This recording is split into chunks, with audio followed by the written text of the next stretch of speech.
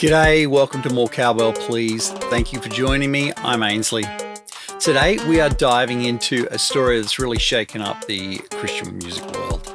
So we are talking to Jessica Morris. She is the journalist behind the Roy's Report's articles about the former Newsboys and DC Talk frontman Michael Tait. Now, if you haven't been following, I would suggest read these articles that I'm scrolling on the screen now. I do have them linked in the description to get yourself up to date. This is some pretty disturbing stuff. So Jessica and I are going to talk about this. This is the root source investigative reporting that she has done, spoken to many people to research this article. We're going to talk about her career. She is a professional person in the Christian music business. She's written reviews and articles for different magazines throughout the years. And of course, this is probably the most explosive thing she's ever written. Most of her stuff is from her basis as a Christian music fan. Christian music had a big impact on her life, as you will hear. My apologies that the Aaron Schust episode is not this week. I'm still working on editing that. That's going to drop in a couple of weeks' time. Next week, I'm going to have Matt Hammett. He is the former lead singer, frontman, founder of Sanctus Real.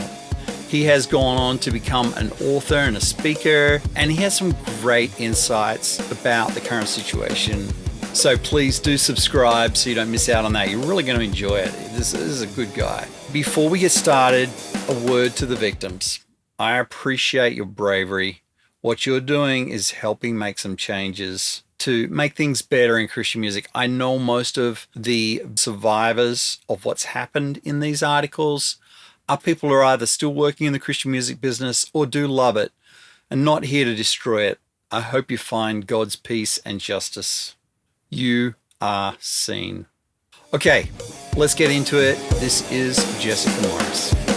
Thank you for joining me. I don't know how to describe this moment in history, but it's been consequential as far as my business goes. I'm going to treat this podcast like I normally do, which is we'll just start out with your story because you are now a music industry professional, and that is my niche. So what I want to hear about is your journey from growing up, your interaction with faith, your path to journalism. Tell me about that. It's nice being asked questions. I'm normally asking the questions, so thank you. So as you can tell by the accent, I am Australian and I have grown up in Australia. So I am a journalist and basically I grew up as a pastor's kid. So my parents were in the Salvation Army. Only the first couple of years of my life, they were ministers. And so we sort of bounced around a little bit as you do getting new churches or appointments. And then over the years, my parents left ministry in that capacity, but we went to a few different churches. So I've grown up knowing evangelical culture. I've grown up in that.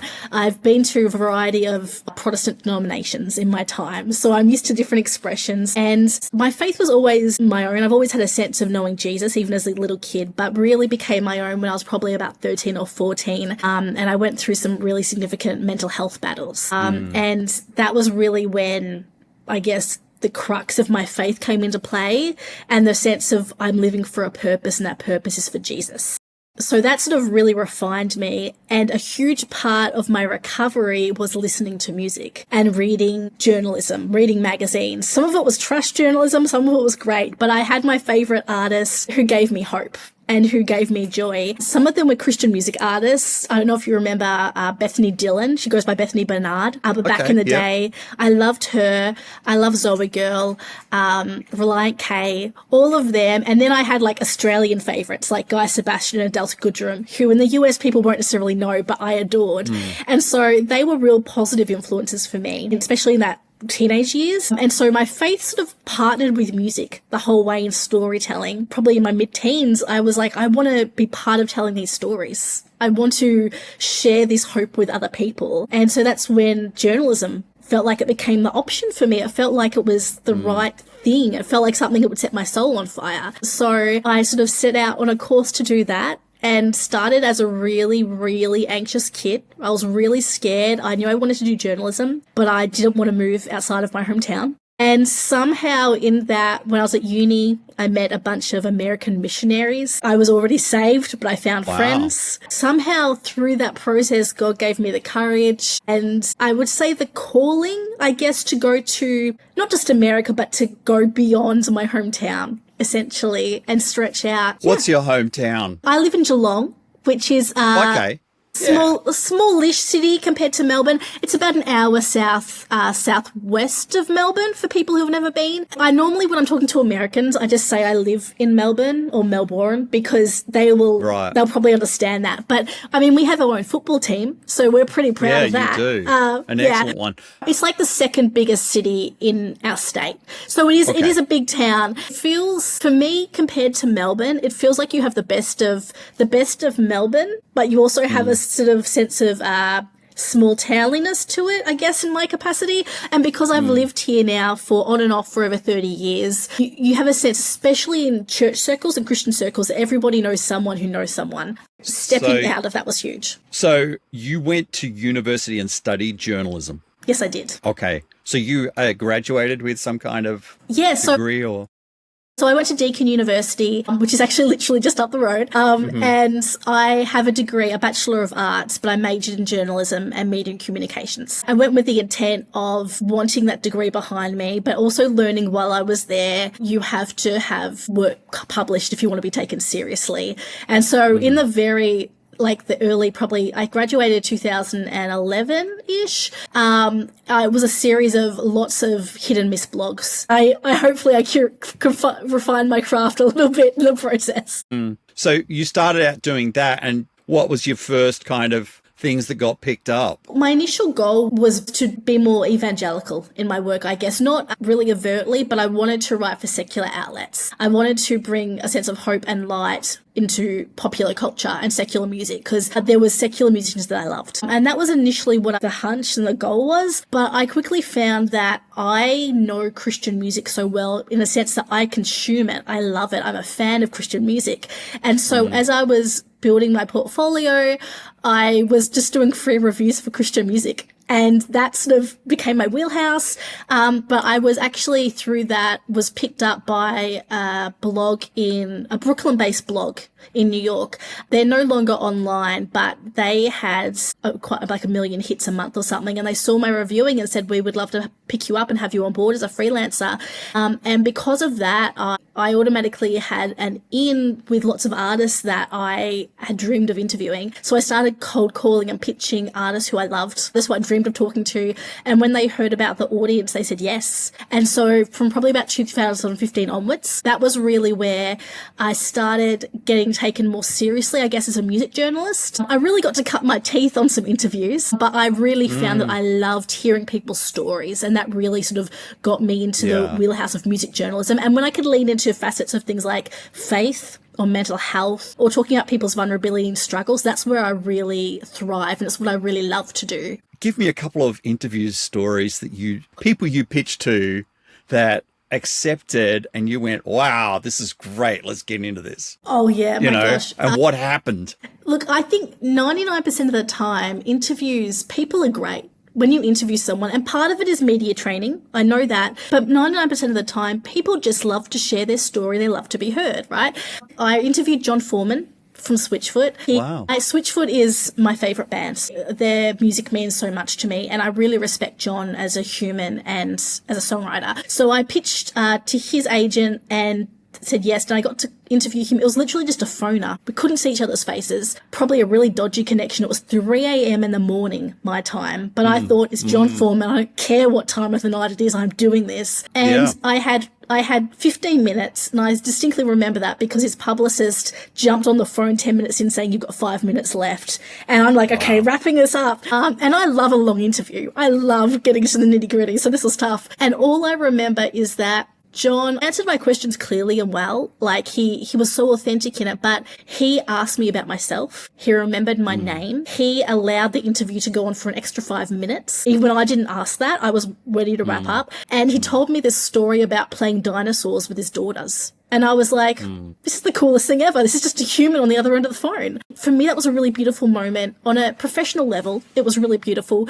On a personal level, for an artist who's meant so much to me, their work, to experience that was also a moment of me going, wow, look at what God has given me. It felt like a gift to me. Like, I was sharing his story, we were publicising his new EP, which is beautiful, but it was a gift to me. It felt like one of those moments where God said, you know what? Go for it. I trust you to steward this one well. So John Foreman was a huge one. I remember interviewing Guy Sebastian, which in America, people won't know who Guy Sebastian is, but he's a big artist in Australia. He's one of my all-time favourite artists. He was really significant when I was going through my mental health struggles as a teenager. So I also remember having a similar experience with him. But in the midst of that, accidentally realizing that I hadn't recorded the interview. So I had to do that entire interview from memory. Because at the time it was all written, it wasn't podcasting. And I had it on the phone and I put it down realizing it didn't record. And I just I typed like a maniac. I was like, I'm getting this done.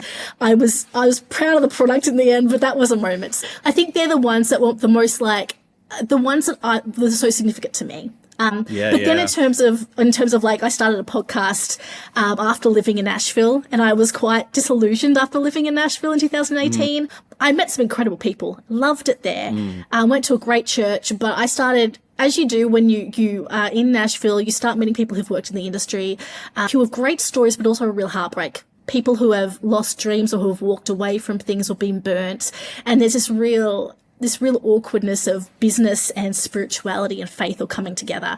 And I started hearing those stories from new friends, and I felt so disillusioned by that and really felt like God called me out and said, Jessica, you can't judge these people. You need to love them better. And so for me, I started podcasting because I was like, well, that's one way to hear their stories, learn from them. And so I cold pitched that podcast to a few places, and the first artist I picked up for that was Crowder. And I still, to this day, do not know why he said yes. I mean, it was a good interview, but he had no idea who I was. So I'm still grateful for that. But that was just one of those moments where I was like, hey, God, I'm just on this ride. You're driving. Like, that was definitely one of those moments. Have you written any books? Like, is your journalism purely related to music journalism, or have you done other things? I wrote a book in 2016. I was working with the Salvation Army in Australia at the time, actually, as a journalist. It was full circle. And I published a book. It was actually a memoir, which sounds strange I was 26. And that sounds strange at the time, right? But I was able to do a really small print run of a book that I called When Hope Speaks. And it was basically my story about my travels and my mental health. It was poems and reflections and diary entries and some blogs that I'd written at the time and had published internationally. And we released that in an effort to, I guess, show people that there was, I guess, an avenue for hope and storytelling in the midst of struggle. I think for me, I had to learn really early on in my life and in my faith that it was important to ask God hard questions and not to try and dull down my pain or oppress my pain or just be like, I should get over it and be a good Christian. I had to actually show that pain to God in order to heal and actually know that he was in it with me. And so I think that book, When Hope Speaks, was sharing some of that, honestly. And that was just a privilege. So I loved that. But I've also done a little bit of work. I did an internship with a mental health nonprofit in Florida quite a few years back now. And that was all about giving people hope and help when they struggle with suicide or self-injury or addiction, things like that. And so I've had the real privilege of learning from some really amazing people who work closely with really vulnerable communities.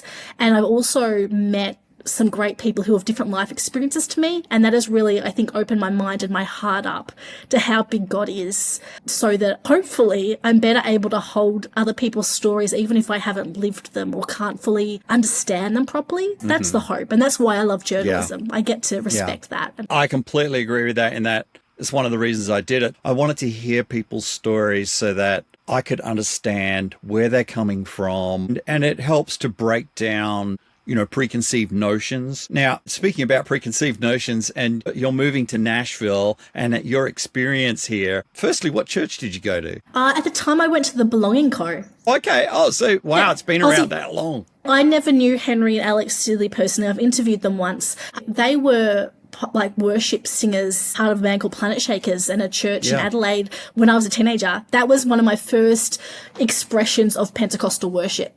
and that sort of environment. And so when I went to Nashville, I actually had quite a few friends also go there. So I joined them and found some amazing friends there. You were at the Belonging Co., which is cool. I love Henry and Alex. What were you doing in Nashville? Like, how did you get here? What were you doing? I had a visa that allowed me to basically travel in the US, but I couldn't do any paid work in any capacities.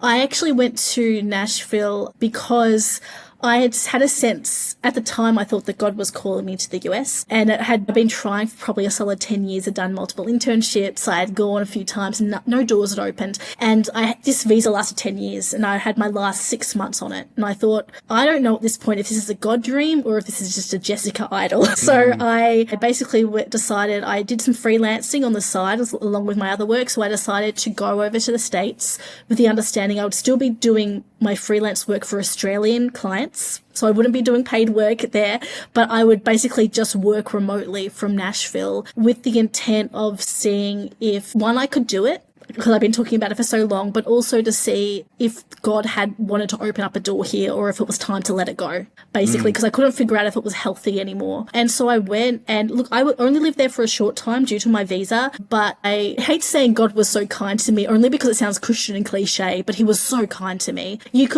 People could move across the world. It could be an awful, really isolating experience. Yet within the first few days, I met people who would become like family to me and I'm still in contact with today. There was an element of meeting industry contacts, but for the most, it was just really good community. I found out that I was able to sit in a coffee shop there and work and do a job for someone in Australia while also being in the midst of this city and this industry that I really loved. And so that was a really pivotal point for me.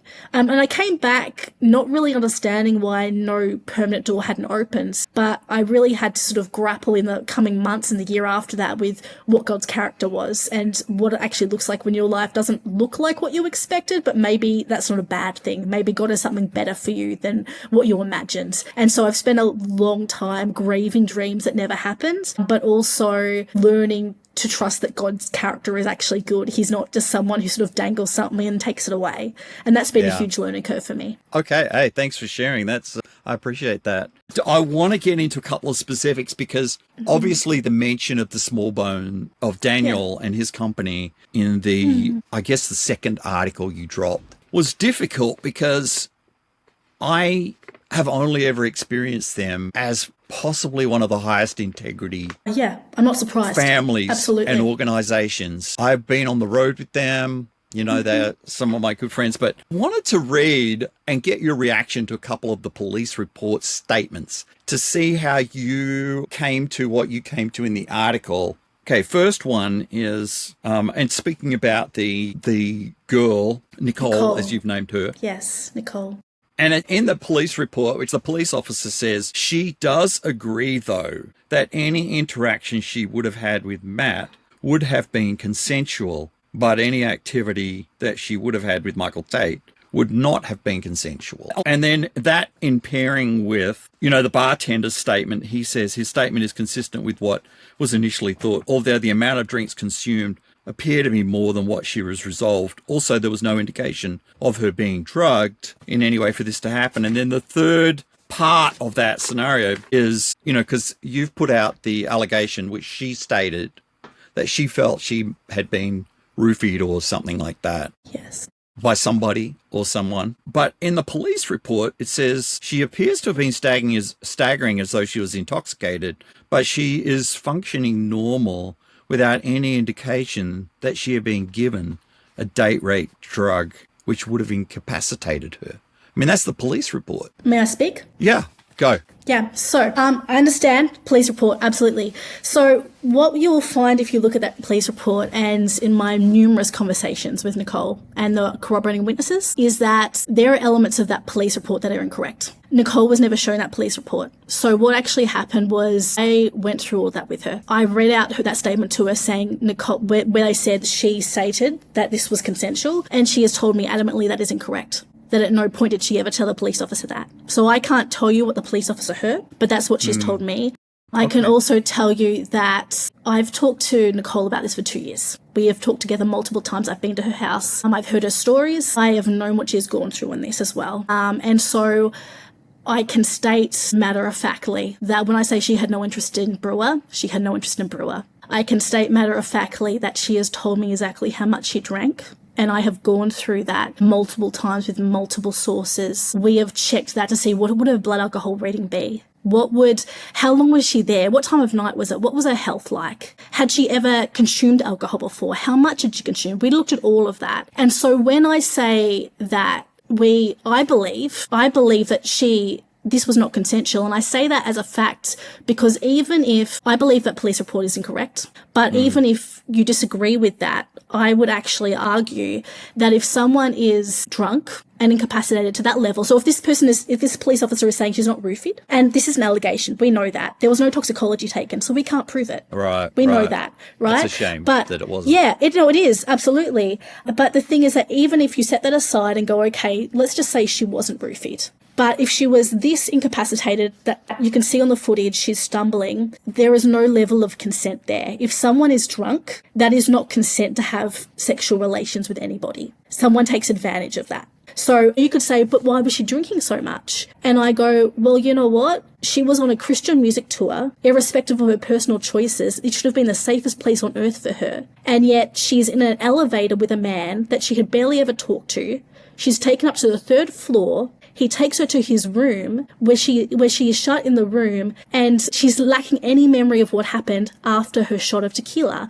And she never blacked out before. She never blacked out from alcohol. I talked about this specifically with her. And so while I understand people reading that police report at face value, we have to understand that we are also working now in a system that while we need evidence, 100%. We need evidence, and we always innocent until proven guilty. So I'm not saying that we're just saying this, we believe it happened definitively, but we work in a system that makes it implicitly hard for actual survivors of sexual assault to come forward. Because not only do they have to come forward, but they have to submit to a rape test, which is heavily invasive. They're already in fight or flight, and they're already questioning, was this my fault? That is a normal response for someone who's gone through a sexual assault. It's not their fault, but it is. That. And that's the common denominator with every sexual assault survivor I have talked to in these allegations. Every single one of them has gone, is it my fault? And it's not their fault, because whatever they had consumed, or if they hadn't, the fact that someone else chooses to act in this way and take advantage of them, that is on that person. It's never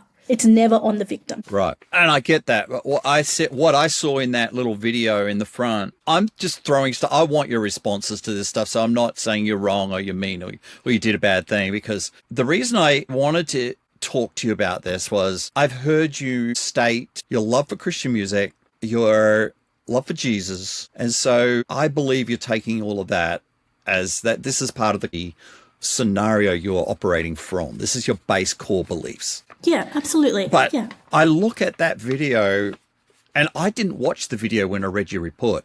I just, I didn't want to watch it. But later I did, because my wife said, oh, you need to watch that video.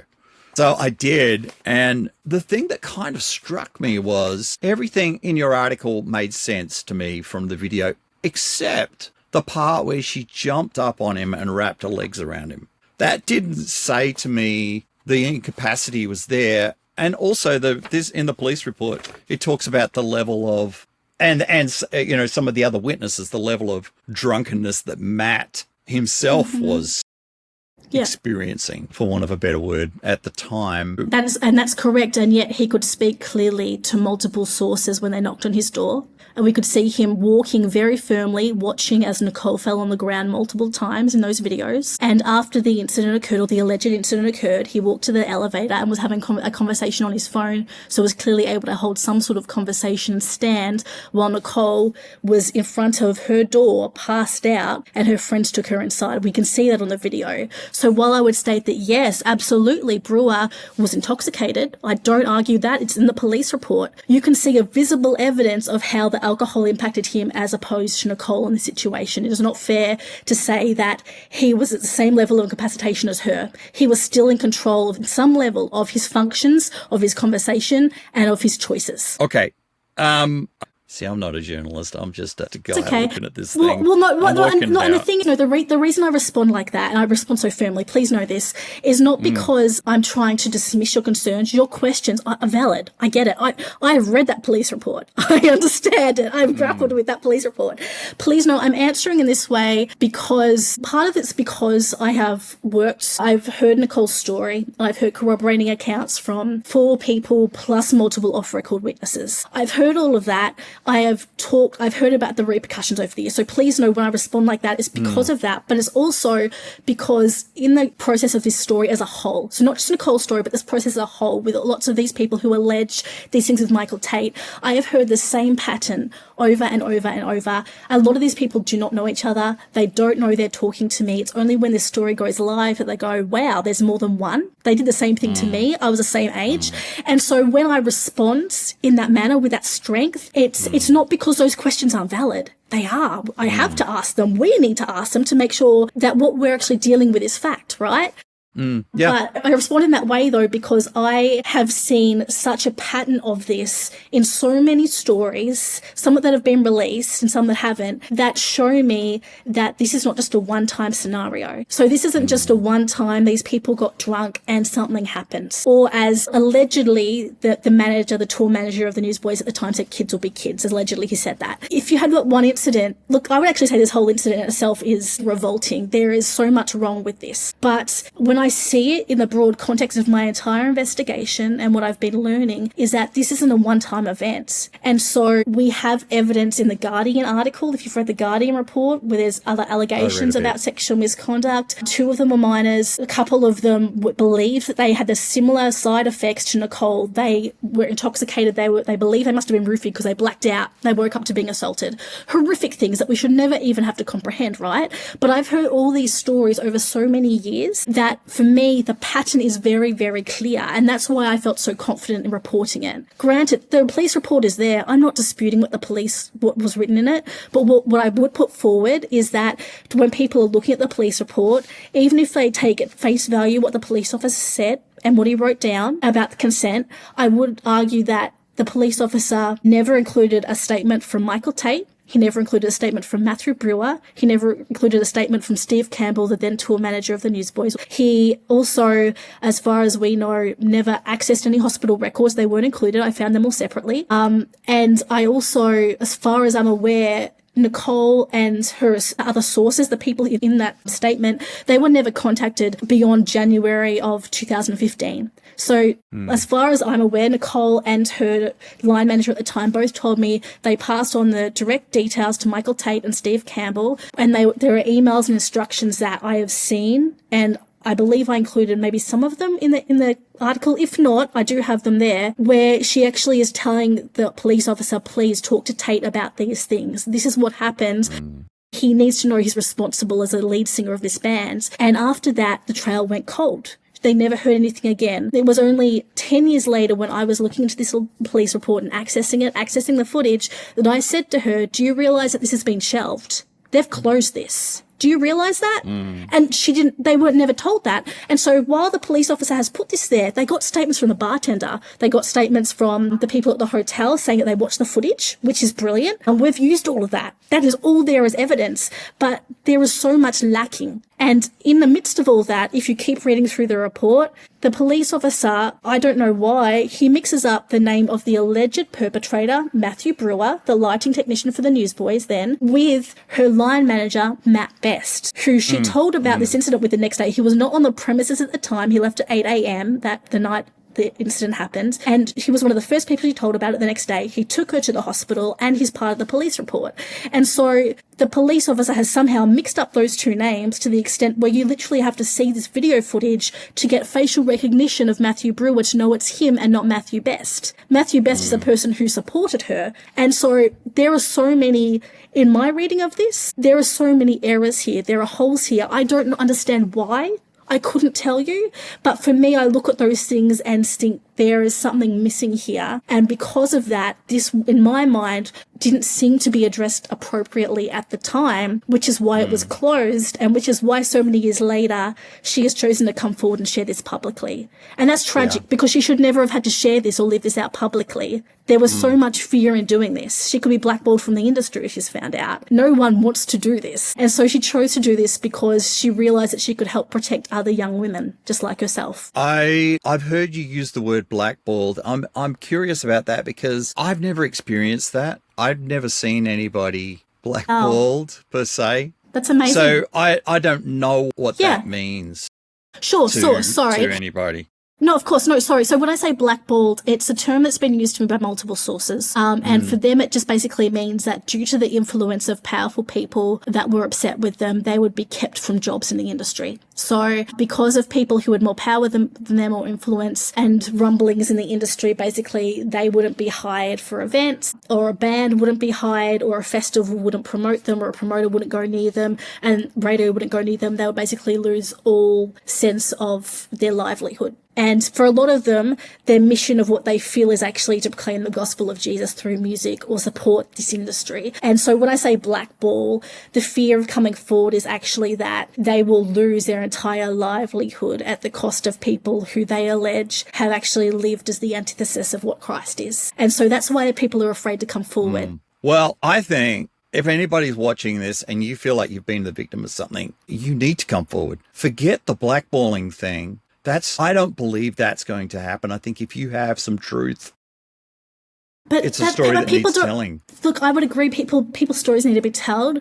But the thing is that I've had to grapple with in this whole process, because I've talked to quite a few people, and lots of people who've said, I don't want my name on the record, or I can't talk to you. This is too dangerous, right? And I have really had to reckon with, like, why won't some people talk to me? Why is this so hard? Why in some cases is it like pulling teeth? And I've had to reckon with and realize the fact that even though for me on the outside, it feels like a one size fits all. It feels like just speak up.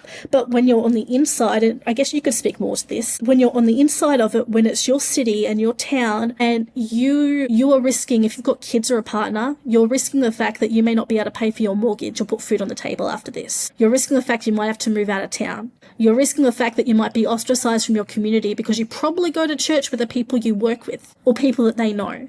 Well, and I so mean, that's happening. All of this. Yeah. But that's happening. But that's happening to the Newsboys band. That's happening to Matt Brewer. That's happening to those people. But, I think back to that story I told originally of the proposition I received. He was a member of my church. I mentioned it to my pastor, and I did not mention the name of the person. My pastor begged me to tell him who it was. I didn't want to ruin his life. I didn't want that to go on him at the time, because I spoke my piece clearly. I was not under any abuse, so I'm not putting myself on that level. But, and this is my point to victims, is that I fear that guy has gone through his life, and I have evidence to this fact, propositioning other people post-marriage. It's a pattern. The problem wasn't resolved. Had I actually spoken about it, given the pastor the name and said, hey, the guy's got issues. Why is this? It's not okay to proposition somebody like this, especially as a believer. And I feel like with Michael Tait, if somebody way back at the beginning had spoken to this, he could have gotten the help, perhaps. Of course, it would have been more difficult 30 years ago to own some of the things that might be involved with those allegations. But I just encourage people I don't think the blackballing thing is especially not in today's world, is as possible. But go ahead, Can I comment on that? I am not discounting that. I know you've lived in Nashville far longer than I ever did, and you've done more in Nashville than I've ever done, so I'm not discounting that. But I would suggest, at least what I've heard and learned, is that the experience, I've heard the fears of being blackballed from males too, but I would suggest that the experience of being a female in the industry is vastly different to a male. especially when in the last decade or so, especially post Me Too, what I've heard is that largely, not everywhere, but largely in some camps, they now try and keep females from being on the road or females from being on crew, because there's an idea is that they are now the stumbling blocks. They are the things that, I guess, coerce men into these acts, when in reality, anyone can do this, whatever gender, to be clear. People make these choices themselves. It's not the result of someone literally being a different gender that coerces someone to do these things. That's just behind the scenes stuff that I've heard, right? And so I would suggest that perhaps if you look at different camps and different power holders in the industry, not in a bad way, just different camps, the experience is vastly different in every camp, because there are different standards in different places and different people. Because like you mentioned, like the dry tours for King Country, doesn't surprise me in the slightest. I've heard like they've got lots of integrity. I know that they're really moral people, right? But I know that it's not the same everywhere else, right? And it's not that it's happening everywhere. It's just that it's happening in some places. And if you have one or two people who abuse that, and then you have some slightly vulnerable people who are already slightly being pushed out of the industry, or who are younger, who are just starting to come up through their career, and if they speak up, they are leaving town. And so maybe if you're like 20 or 30 years into your career, maybe you have more capacity to say, I'm not getting blackballed. I have influence. I have a network. I've got everything I need here. But if you are 20 years old or a teenager and you had just started your first gig and you get sexually propositioned by someone on the road, and you're afraid that if you tell your tour manager that they are going to cover it up, or they tell you don't say a word because you're going to be thrown out of this industry forever, you may not say a word because you feel like this is your dream and you're about to give up your career at 22. And that's where the tension is here. I think the difference is for everybody. Hey, come and talk to me. I'll take up for you. Give me your story. Thank you, everyone. Like, not thank publicly, you. just do it off. Yeah. You know, we're not doing this on the record. But okay, so I've done a little, I'm talking to people who are on the road all the time. Okay. Yeah. And especially since this has dropped. And I will tell you this, for this business, tours are going to be the standard. I love days that. off as well. Yeah. The bus leaves, goes out for 10 days. It's dry from the day they leave to the day they get back. There's no day off exceptions. Now, you talk about females being on the road. I don't know that they're seen as temptation, but I do think men are scared because an accusation is the end of them, whether it's true or not. Absolutely. And I'm not saying that they're not true. I'm not saying people are saying they're not true things, but it is the end of them. So it's like the Billy Graham, or these things, leave the door open, never be alone, all of these kind of guidelines for being beyond the possibility of any accusation is, I think that your reporting has had the effect of reinforcing those changes, because I think some of those were already, but it's become more desirable because, and this is one of the arguments about the accountability. I'm like, who's going to make it? The label, the manager, the promoter? You know who I think really is the promoter and the bookers, the people who book the acts need to say, we are not taking a tour that's not dry. We will only book or promote tours that are dry. I think this is one of the guardrails. The second one that I have that I feel like is road pastors. And I'm not talking about road pastors that are rule enforcers. I'm talking about the ones that are like, where are you at personally? What habits do you need? What habits? Yeah, like pastoral care. Pastoral care, pastoral encouragement, discipleship. Like those kinds of things. Yeah. So in the early days of some of these acts, like road passes were much more common than they are now. But I have heard some tours in recent years still doing that. I think that's an expensive, it's an extra bunk on the really bus. Is. It's another wage. It's and not that's like the hard part. Yeah. Yeah. Especially for the lower level acts that are perhaps traveling in a van, towing a trailer. Absolutely. I really appreciate you going there and letting me read that. I think one of the huge questions is the Newsboys' survival. So I know Duncan Phillips was my neighbour in my last neighbourhood I lived in. Oh, yeah. So I know him and his wife. Yeah. She's a sweet lady. She worked at a record label. I feel so sorry for their families right very now. Conservative people. I don't know Jeff Frankenstein and the guitarist that well, but I do know Adam goes to my church.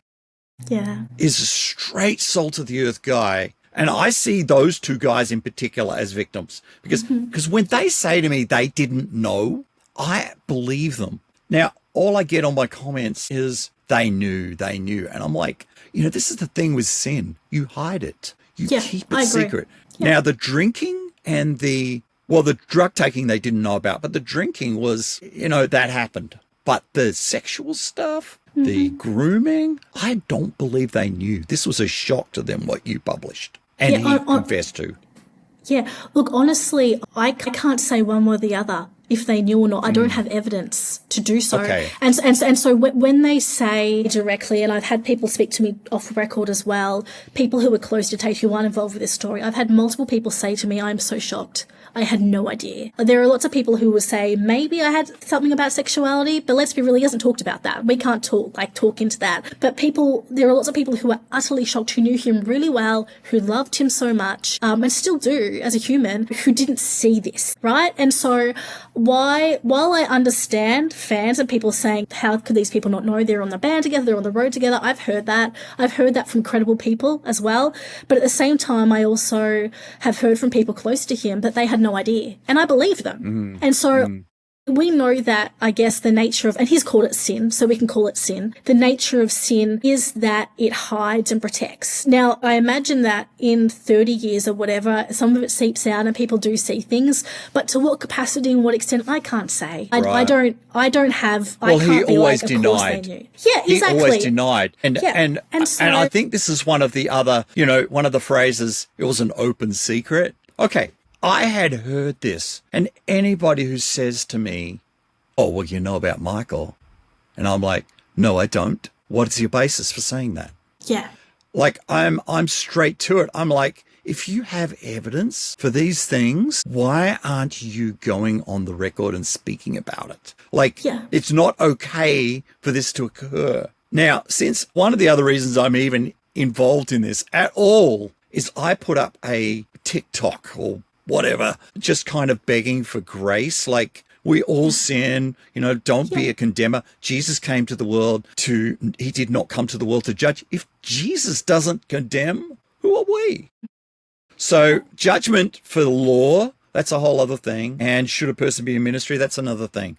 But so I put this thing up and then I start getting messaged privately by some people I know, some people I don't know, industry people who are like, did you know about this story? And they tell me something else. If you've known this for all these years, why didn't you say something? Well, secondhand. Why didn't the guy say something? Shame, Like, they are ashamed. If you're suffering as a victim, hey, bring it to me. Say and tell, because you're helping. My thing is, I feel we should help the people who are the perpetrators, if you want to put that word on there.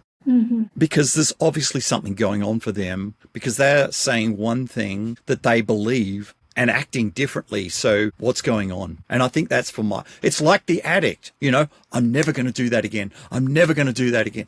I'm going to stop it. And then they do it again, and we all have sin in our lives that's like that. We struggle to overcome. It might be lying. It might be whatever that thing is, but you're not going to get help until it's confronted. 100%. Yeah. And I think that's the hard part is that we know, well, when I say the hard part, we know God gives grace. That's a non-negotiable. We know that. We know that's what God's character is. We know that his call is for everyone to have repentance, restoration, reconciliation, no matter what. And that we all need that. We know that 100%. It doesn't matter who you are in this story. You need that, right? I think that speaking into the fact, like, when you say, why didn't people speak up? Well, I heard it secondhand. And I've heard that many times as well. And there are so many people who feel like they are actually the person, the survivor, the victim who spoke to them or that they heard it about didn't want to speak up. And so they actually felt like they would be doing a disservice to speak up without their consent, which I understand. And so it's a shame spiral. There's a fear, I think, because rumors get out so quickly in Nashville, at least in my experience in some capacity. They can be morphed. There's who knows what going on. And so people are trying to find the core root. And it nearly feels like to me, at least in some way, that with some of these rumors about Michael Tait, in whatever capacity, it nearly feels like it grew to become such an enigma that people couldn't actually figure out what was fact from fiction. Right. Because of that, and because of that, people go, well, how do I address something if it's not even true? Or if I don't even know it's true, if it didn't happen to me? And that's That's where the problem is, because for me, the whole struggle with the investigation and what I'm still looking into is like, what parts did people actually know and see? Because ultimately it falls on Tait. He's responsible for his actions, but how did he get away with this for so long? How did he hide that? What were the parts that people did see, and why didn't they step up? And what were the reasons for it? Because some of the times it was probably due to money, but other times it was probably because people genuinely cared for this guy and didn't realize how bad it was. And so there's this dichotomy that's really convoluted, because you mix in faith and spirituality and loyalty, the fact that you're in community with these people, you work with these people. It's not just like there's one thing I'm addressing. This impacts every facet of your life and your relationship with them, and probably their family and their friends. And so while it's easy enough for me to be here in Australia and be like, well, this is the right thing to do. And look, I feel like in this case, with what I'm done, I'm trying to do the right thing. I'm trying to do it with integrity and do it well in how I feel like God is leading me. But I'm fully aware that for someone who is in the middle of that situation, that they are actually dealing with some different facets and complexities that I'm not. And that's nearly one of the reasons that I felt like maybe I was able to report on this. Because while I'm familiar with Nashville, I love people in Nashville, I don't live in Nashville. And so I was nearly protected from having to deal with that bombardment, and could actually do this remotely for a large part in Australia without those fears or concerns. And that nearly enabled me to do this work, where maybe it would be a lot more difficult to do so in Nashville. And so there's an element where I wish people had spoken up, and I wish people had spoken up, but I also, on a human level, understand. In some cases, it never does feel that easy. And my call now and my prayer now is that people now with influence who feel like they have a really solid grounding in the industry, that they are able to speak up and say, this is what it looks like to create a safe tour. This is what it looks like to protect the young people in our midst.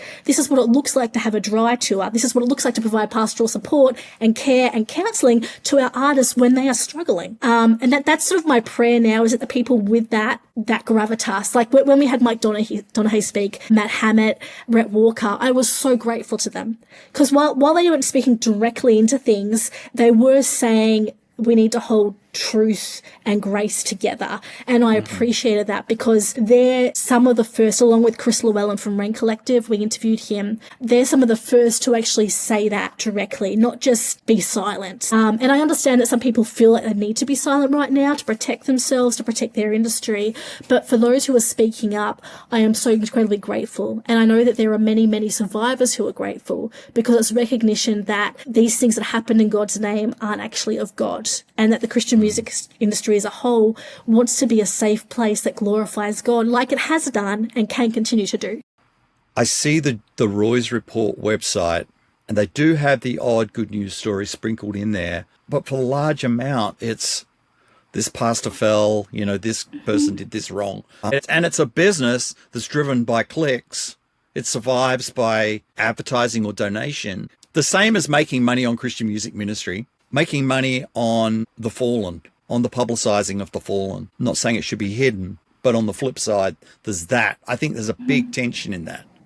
And I have a bit of a problem with that. How come I can get 80,000 views on a TikTok about Tait's confession, but 1,000 on somebody getting healed? I agree. Partly it's a cultural thing and what we consume. Part of what we consume as Christians, part of it is what people even outside the church consume. So that plays a part in it. I would say, in terms of the Roy's Report, I can speak into why I chose that publication to go with, if that's useful. Go ahead, yeah, please. So when I was given this lead in this story and I started investigating it, I looked at a few places to publish. I had offers from a secular publication. I had some interest from quite a few Christian publications. And I looked at them all and talked to some of the editors, and what basically sort of said, well, what would your angle be? What would your coverage be? What's your aim?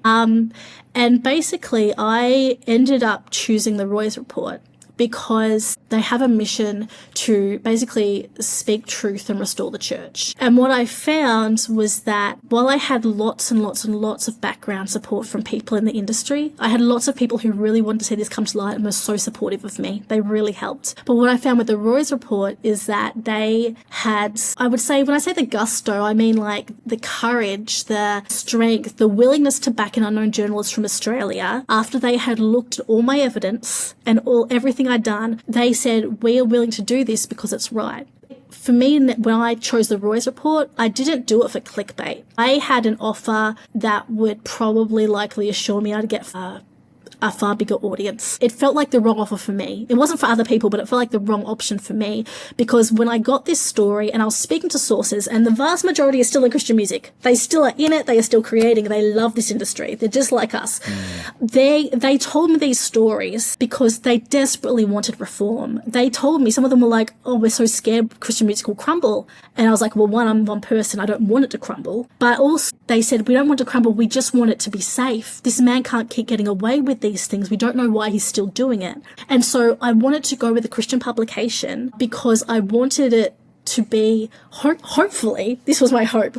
My hope was that if the church could be the people, if we did this well, if we did it with integrity, if we had all the evidence, if we did this to the best of our ability, and it wasn't just like some tabloid, salacious, stupid thing, right? But if we did it well, then the church could be the ones to call out what is wrong in our midst and have the chance to redeem and correct that before the rest of the world undoubtedly finds out, speaks into that because we weren't willing to, or because either we were ignorant or we weren't courageous enough to, and then the rest of the church is shamed because we never even addressed this. Because I understand there are lots of people who go, wait, by talking about these things, you're making Christian music look really bad. And this is an industry that has already gone through multiple changes in technology and recession and COVID. I understand all of that. I have friends who are directly impacted by that and who are like trying to make their living through music, right? But if we don't address it, inevitably someone else will. And for some reason over 30 years, no one else has been either able to or willing to address it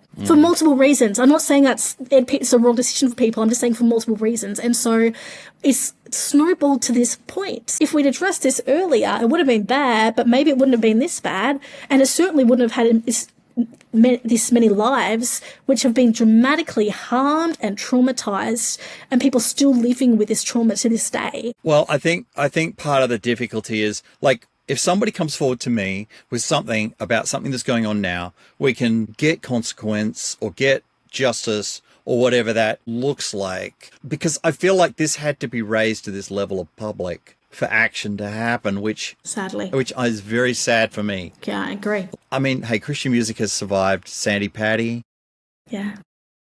You know, that situation, the guy from Ray's going to jail, statutory rape, Ray Bowles, you know, of course that's probably would have been reacted differently now. But there's been scandals all the time. But what I don't feel is the girl from Paramore, Haley, came out and she's like, the whole thing should be ripped, you know, just destroyed. Mm-hmm. You know, that's not speaking from a place of balance. So I think the Christian music business is full of many good people, you know, especially like in the worship community and in the artists. And that is the vast majority. Like, one thing I want to say is, and from my research, there is the odd rogue act or tour who's almost, I'm not going to name names here, but Christian music, they couldn't get the country deal. They couldn't get their mainstream deal.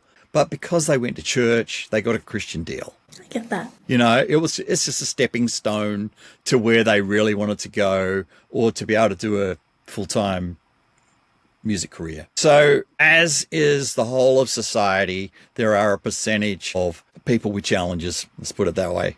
Of course, yeah. And I just hate for Christian music to be given with one big broad stroke, that this is all of us, and that Michael Tait is just an example of everything that's going on, because it's not, in my experience. No, and I agree. I 100% agree. And I think it's really easy as humans for us we try and work in construct. It's like it's all bad or it's all good. But the fact is that there is bad and good, but there's nuance. People are complex. My story of why I love Christian music is because it helped me in such a significant time of my life. For me, I see people in comments saying, I can't trust anything. And my hope is that when they start processing and they deal with this grief, that they can actually sort of hold two things to be true. There is some bad things that have happened here, but that doesn't mean it's all bad. I think there is some need, at least in my perspective, there is some need for some reform in Christian music, only in the sense that we need the same set of standards and procedures and rules of protection for people. I know in some cases we have that, but just in terms of people being safe, making sure that we have that and that assurance of that. But I don't think Christian music is bad. I think it's filled with wonderful, good people. We all wrestle with things. And then there are some people who take advantage of that. And so I think that the next task, at least from my perspective, is looking at how do we make it safer?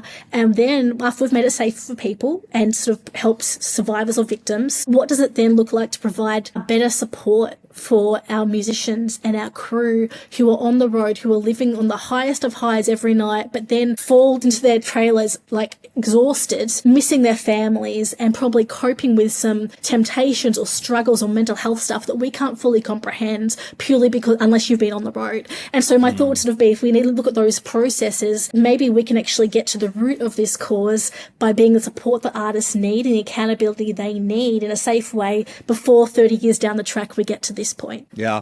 Well, I think there's an opportunity here. The church is meant for broken people. It's not meant for people who have it together. So I feel like everybody that's on that tour bus is a broken person. Everybody on the queue. And this is actually the right place. I mean, Jesus sat with prostitutes and sinners, or whoever they are, and tax collectors. He didn't sit with the church leaders, and most of the people who got any judgment were the leaders, not the sinners. So I have grace, and I think that's a good place to be. But also, I feel like this is an opportunity for us to foster the discipline of confession and grace at the same time. When someone confesses a struggle, this is not the time for shaming them. It's actually an honorable thing to confess your sin. And sin looks like a lot of things. You know, I just read the 7 deadlies in Proverbs today, and they're haughty eyes and just really weird things that don't even rank. Or lying is one of the big ones. Yeah. They mention it twice, right? And sin is an internal heart nature thing. So every one of those tour buses is full of those people. My other thing is I did a YouTube video about the top 10 theologically trained Christian artists. That's great. Right? I would love that. I was struggling to find the 10. I've come up with a few more since because people have messaged me, hey, did you know Jeremy Camp's got a theological degree? I did not, because no searching of the web or using AI could find that. Wow.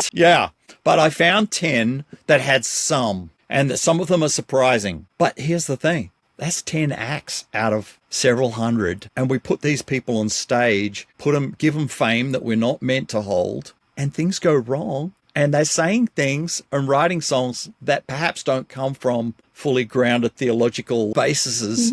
But you put this 22-year-old girl on a stage in front of 5,000 people. Yeah. She was signed because she could sing. She could write songs. She was marketable. And now people are like hanging on the words of ministry coming from the mouth of this precious person who doesn't actually know how to handle scripture, for instance. Yeah. So I think that is a challenge. You know, it's interesting talking at Capitol today. I directly asked some of the staff, I'm like, how many of your staff are believers? Because they can't actually discriminate on faith. Yeah, of course. It's a secular organization. It's a publicly traded company. But they, for the almost all, especially the ones in the creative, the A&R and those kinds of people, these are people who go to church every Sunday, live their faith. So I do have some confidence. They also said there's no 360 deals being done anymore. But they do have say in who they sign. It's really easy to become bitter and disillusioned in all of this, especially like when you're living in the stories that I've been reporting on, because I've had to go through them so much. It's nothing compared to what the victims have gone through, to be clear, but it's really easy because it's really easy to be like, well, church, God, what's the institution going on really? And what I've found has been really good for me personally on a spiritual level is that I belong to my own faith community. And I know there was one day I was literally working on this story and then I went to a church event and I actually had people around me praying for me and my work. And it was such a stark contrast and for me such a reminder that God was saying, I am good, my people are good, serve me. I am not associated with this, these evil things that you're uncovering. I am separate to that and I want light and justice. And so for me, having that and also the fact that so many of my sources, so many of these survivors still have a faith in Jesus. So many of them love him. Yeah, that's good to hear. And that has been, and they want redemption for this industry too. If I can, I'm not saying the industry is dead. Please don't think I'm saying that, but they want it to shine even brighter. They want it to be purified more. They want even more beautiful, wonderful things to come out of it. That's what I mean. I've seen the face of God in the people of my sources. And that has been where I'm like, that's where God is. That's where God is in the city, in this town, in this industry. He's in those good people. And that is what gives me hope. And I'm like, God can't be contained. So that means there is good things coming. There is beauty coming. Sadly, there is just this pain and this reckoning, this grief that we need to process before we get to that beauty. I see some of these comments. This is why I left the Christian church, I'm like, yeah, if you're looking at humanity, it's not going to end well. God is bigger. Faith is bigger. His power is bigger. He can only use sinful people. It's the only choice he has. And if we're looking this way, it's going to be problematic. I know it's cliched to say, but the other thing people often comment is nobody's holding accountable. I'm like, well, Tait is a human that Jesus died for. Absolutely. And God loves. Absolutely. And sin got the better of him, as it has for all of us to different varying degrees. And the salvation is for him. Of course. Is he evil per se? No. I can't say that. I don't believe that to be true. Yeah. No, and I would agree with that. I would always hasten to not call someone directly evil. I think we are all made in the image of God. We are made in the likeness of God. There is beauty and goodness in every person, right? So for me, when I'm referring to evil in that case, for me, I'm referring to behaviors that harm other people, especially in God's name. So for me, I'd be looking at the behaviors as opposed to actually characterizing someone purely on morally good or bad. I don't think it's fair to do that to people. No. Especially when they're made in the image of God. Because there's just everybody in this range. It's not. Exactly. Agreed. And honestly, we're all imperfect. Look, in this case, we're dealing with some really serious allegations here. I understand that. I just wanted to be really clear. Through this whole process, I've had to remember multiple times and be reminded that every person I'm talking to and writing about in any capacity is made in the image of God. I can't vilify them. I can't make people heroes or villains. They are just humans. And that requires me to pour more work and energy and hopefully integrity into what I do, because I have to remember that there's a real human on the other side of what I am doing. And I try hard to do that. I can't say I get it perfectly every time, but I try really hard to do that, because if I was in the opposite shoes, that's how I would want someone to treat me. Okay. Well, thank you so much. I appreciate hearing your heart. Write good stories and let me promote them when you put them out. I am so excited for when this passes and I can write good news stories again. That sounds delightful. I can't wait. May your name be associated with good news stories. I would love that. Go by. I appreciate the effort and time you took to be careful with the facts. Keep doing that. That's good. I will. Trust me, I will. Thank you so much for your time and for taking the time to chat with me. I appreciate it. Well, thanks for watching. I know that was some tough stuff to deal with, but I'm hopeful. God is good. He is bigger than all of this. We're all going to survive. Hey, I'd love it if you'd subscribe. Tune in next week with Matt Hammett. It's going to have a lot of hope in that episode. So until then, listen to some good things. Put good things in your ears. Over and out.